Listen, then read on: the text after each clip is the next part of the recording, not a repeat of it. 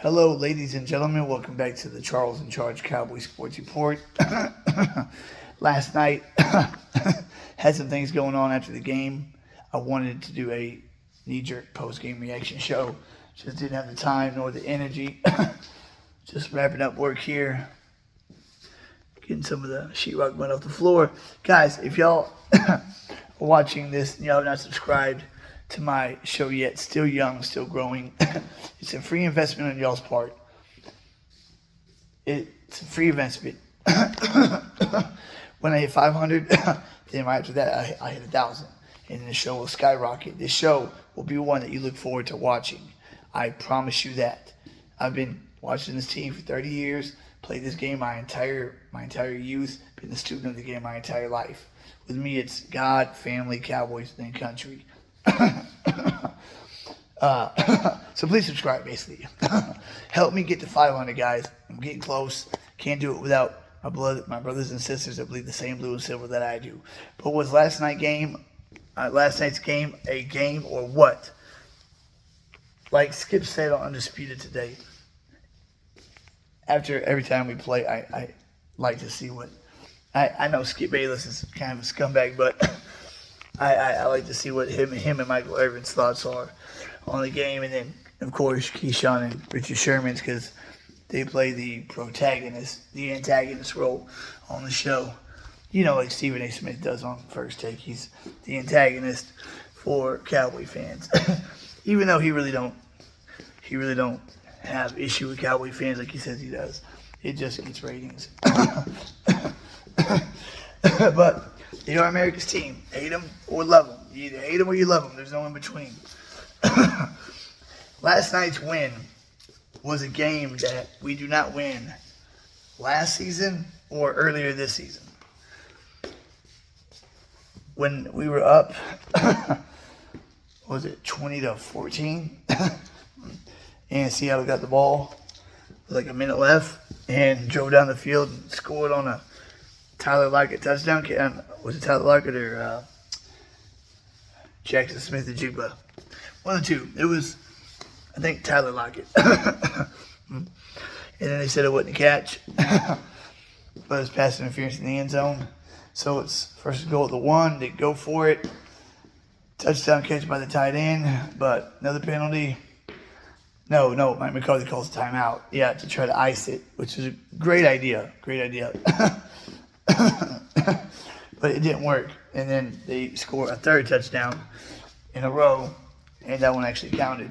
And they go up at halftime with a lead, 21-20. And I know everybody was probably stunned in Cowboy Nation. I know I was. Especially being that they get the ball to start the second half. And to start the second half, they go 75 yards into the end zone. Now it's an 8-point lead, 8-point deficit. And usually whenever we're trailing against a quality opponent, we don't tend to come back and take those games usually. That's not who we are. If we're playing with a lead, we're pretty good at holding the lead. Except for those 2 games last season, but since Dak broke his leg and came back a year later in 2021, he looked good in that game 1 against Tampa Bay that we lost by 2 points, 31-29. He looked good then, and he looked good last season. You know, not elite, but he looked good. But now he finally trusts his leg. And in a press conference, when he says that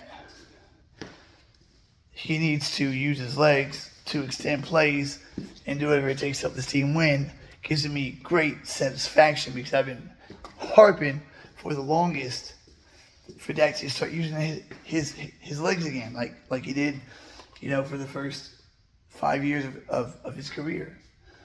First 4 years. And now teams have to respect his running ability. He's picking up first downs on third down by running the football, which is huge. I mean, Eagles won a slew of games last season because Jalen Hurts was, running the football. And so, being down 28-20, and then scoring with Tony Pollard to make it a 1-point game. We don't go for 2 there to tie it. We just kick the extra point. We're down by 1. And DeRon Bland, who's getting smoked all game, Defensive Player of the Month, still November 30th yesterday. So I don't know. They might go back and re-vote on that. But he has a short memory and he makes a big pick. We're down by 1 point. And we don't get any points off that turnover. It's 4th and 2. It's a 48-yard attempt for Aubrey. Aubrey hasn't missed a field goal all season. He's missed 3 extra points. And if he's going to miss anything, I'd rather be an extra point in a blowout game. Because when you make so many in a row, you're bound to miss one. You're due to miss one. I believe Aubrey would have nailed that 48-yard field goal, and we go up 30-28. But McCarthy's being uber aggressive, calls a great 4th down play. Mike McCarthy is calling good offense this season. We cannot lie. After San Francisco, he went from conservative to aggressive, just like that, flipped the switch, and it was on. So we get no points there. Seattle gets the ball back and takes it down the field, and Geno walks in 7-yard quarterback draw, looking like Jalen Hurts last week on the game winner against Buffalo. And then all of a sudden we're back down 8 again, right? And it's like, nah, this game's going backwards. Then we get in the red zone again, and we have to settle for 3. And we're looking, and we're like, 31-35, like 4 points. So field goal doesn't tie it, man. And then the defense finally wakes up. This was the defense's worst game this season by far. They had a bad game against Arizona, of course. The game against San Francisco, they were just gassed. I mean, we didn't get a first down until, halfway through the second quarter. The TOP was like 45 to 15 minutes. And 4th and 1 at our 46, down by 4. There's 7 minutes left. And offensive line is playing good. I mean, we haven't gotten a sack. We're getting pressure on Geno, but not getting a sack. We're stopping the run pretty good, but they were starting to get some big runs late in the game. And Tank Lawrence, he's getting older, but he is one of the, if not the best, run-stopping defensive ends in the league. I mean, he can also get pressure pretty well. He's not the same pass rusher he was in 2017, 2018, but he is a hell of a defensive end overall. And he gets back there, hits Charbonnet for a 2-yard loss, drops him, boom. We get the ball, we're in business. Jake Ferguson is going to be the next Travis Kelce. I'm telling y'all, watch this kid grow. He's only in his sophomore season. He's starting to get called on more and more. Dak's starting to trust him more and more. And the game-winning touchdown, basically, goes to Ferguson, who's being covered by All-Pro Jamal Adams, who's not the best in coverage. He's more of a, blitzer, box safety. But they were going back and forth all game, him and Ferguson, Jamal Adams, Jake Ferguson. Jake Ferguson, they say he's one of them crazy players. I don't know if, he's on the level of like what Charles Haley was, but, he don't take no shit from nobody. And I love the jaw jacking that was going on last night because Seattle would make a play or we'd make a play, and then one of the, Seattle defenders would get in our face and we'd jaw jack right back at him. And then when Jake Ferguson catches that ball right in front of Jamal Adams, he talking that mess, boy. And then the 2-point conversion was beautiful. Beautiful design, beautiful catch. And then Seattle gets the ball with 4 minutes left. They have another 4th down. This one's like 4th and medium. And we bring the pressure, and we got Tank Lawrence and Dante Fowler there. Boom, in the blink of an eye, and Geno's just got to throw it up and hope JSN, Jackson Smith, JSN, I was going to say JSB, can't make the catch. Deron Bland, for some reason, tries to make the interception, which if you would have, then we would have had the ball way back there and not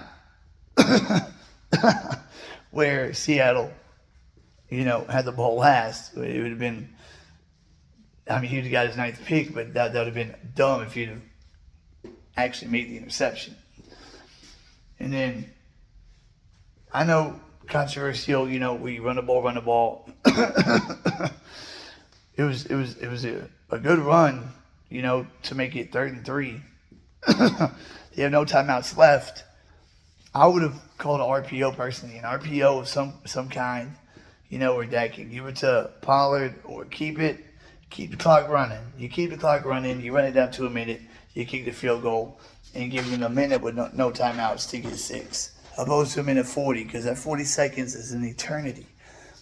And then our defense with their 3rd fourth down in the 4th quarter.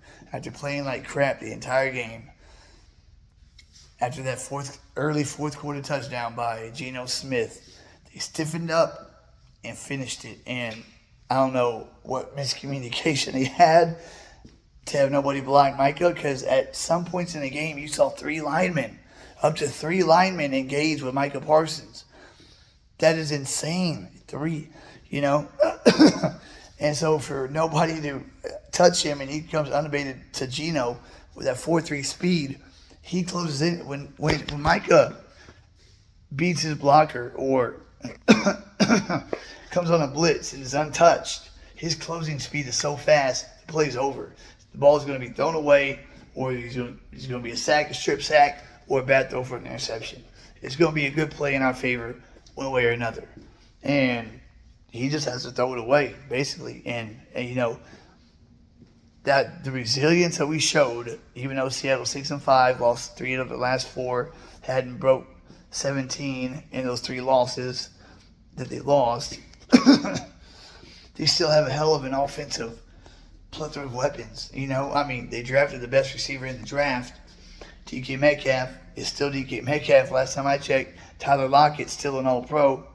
I know Kenneth Walker was hurt, but Zach Charbonnet, very good running back, one of the top running backs coming out of the draft.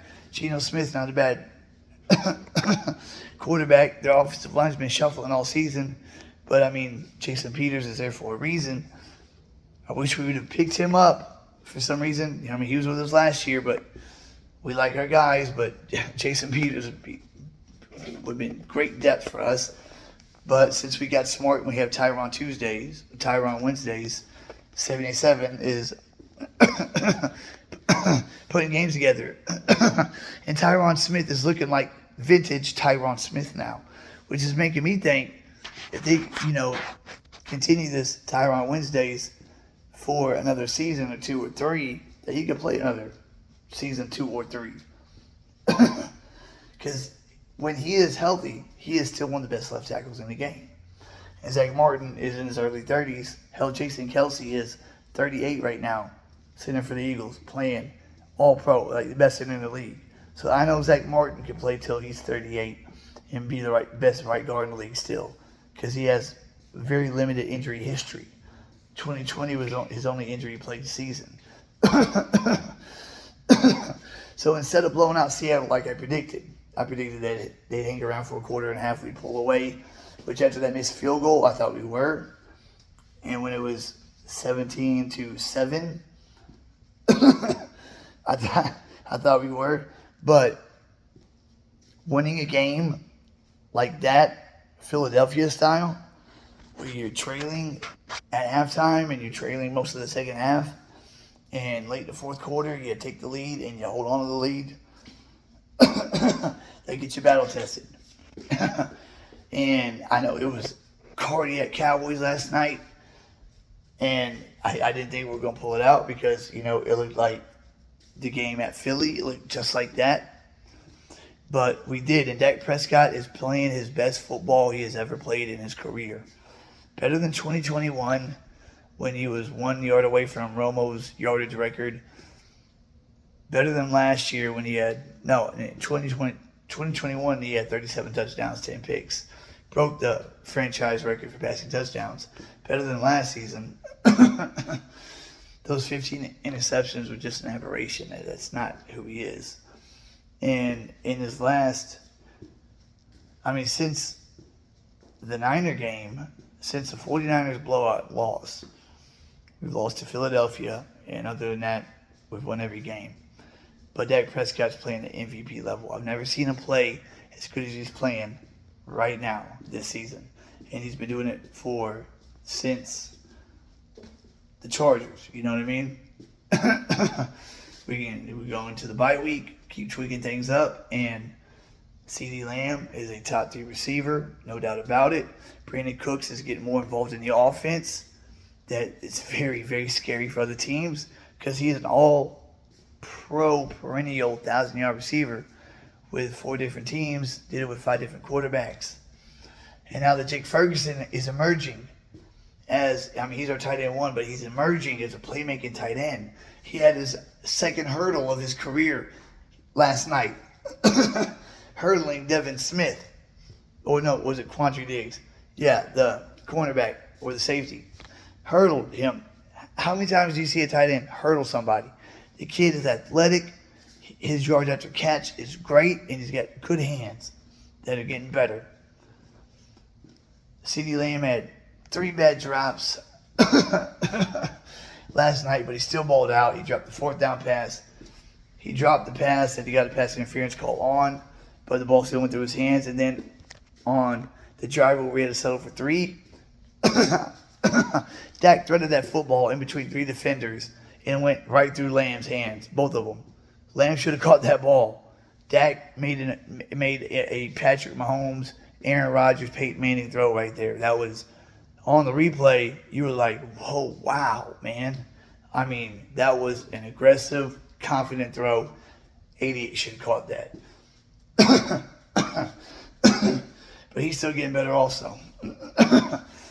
So now we have Sunday coming up with San Fran going to Philly, and San Fran is favored going into Philly by 3. The home team gets 3 points for being at home.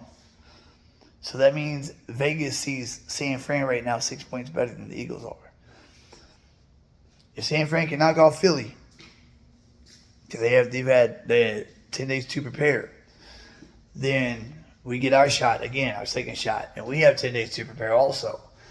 Eagles got beat up last week against Buffalo. That was a rough game. They got beat up. They're sore. Now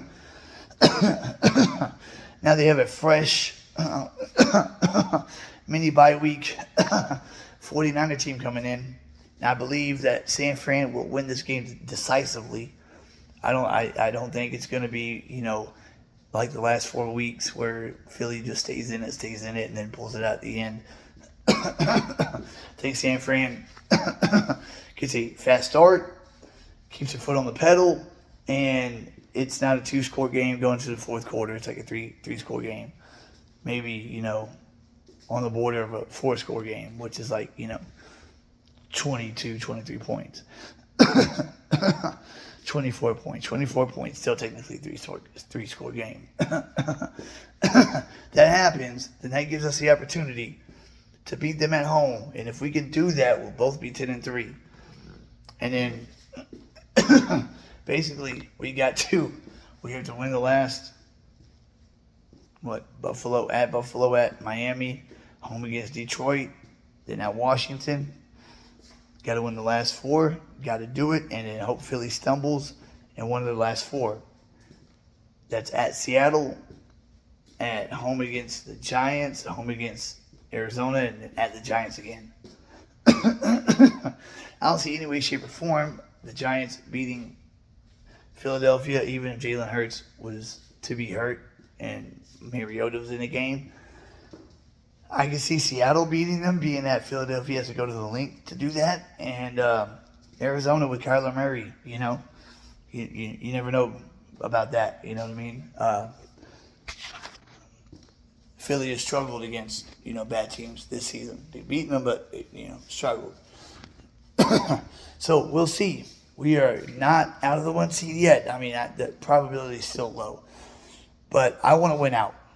And if we win out, that means that we'll have a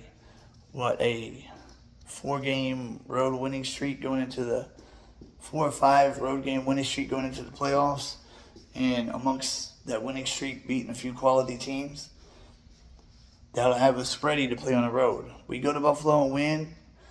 We go to Miami and win. Those are 2 big road wins. That's one of them's way north, and then one of them is way south on the East Coast. Northeast Coast, Southeast Coast. So it's about to get real interesting here, guys. Really interesting. Darius Leonard supposed to be making a decision after the weekend. I would love for him to come on with us. You know, I think Dan Quinn can have him by Christmas Eve. I think Dan Quinn can have him playing in Damone Clark's spot. I really do. On first and second downs at least. Possibly third downs too. I mean, Dan Quinn seems to be able to pull out the best in players. And I know Darius Leonard didn't play last year, and this, he had back surgeries, and this season looks like he's lost a step. But you never know. He said that a change of scenery and a new defense, he could be who he was, and he won't be signing for a big amount because Colts are paying his contract right now. So we have Darius Leonard, Marcus Peters, who got into it with Antonio Pierce, wanted out. He's gone. So Marcus Peters is a decent corner, better than Nashawn Wright as cornerback number 4, and he would be a good depth piece if one of our corners were to go down, or he could play on the outside and Blaine could play in the slot. If Lewis were to get banged up. Derek Barnett, free agent, and tight end Zach Ertz, wanted out of Arizona. Now he's a free agent. There's four names out there right now that we ought to be looking at all 4. Derek Barnett maybe the least one that we need, but Marcus Peters could be something that could help. Zach Ertz could help. Old lion and a young lion with Jake Ferguson. I know Zach Ertz is better than Schoonmaker right now. He's better than Sean McEwen. And Arizona's paying his tab right now, so if you picked him up, if he clears waivers, it wouldn't be a fortune to get him. He wants to get a ring. Or did he get one in 2017? Well, he wants to get another one. Who doesn't? So, yeah. Last night's win, the way we won, was better than having a blowout win because it gets you battle tested and it proves to us that we did something last night that we wouldn't have done last season, or most likely we wouldn't have done earlier this season. It was a good win. Seattle is no bum team, not by any stretch of the imagination.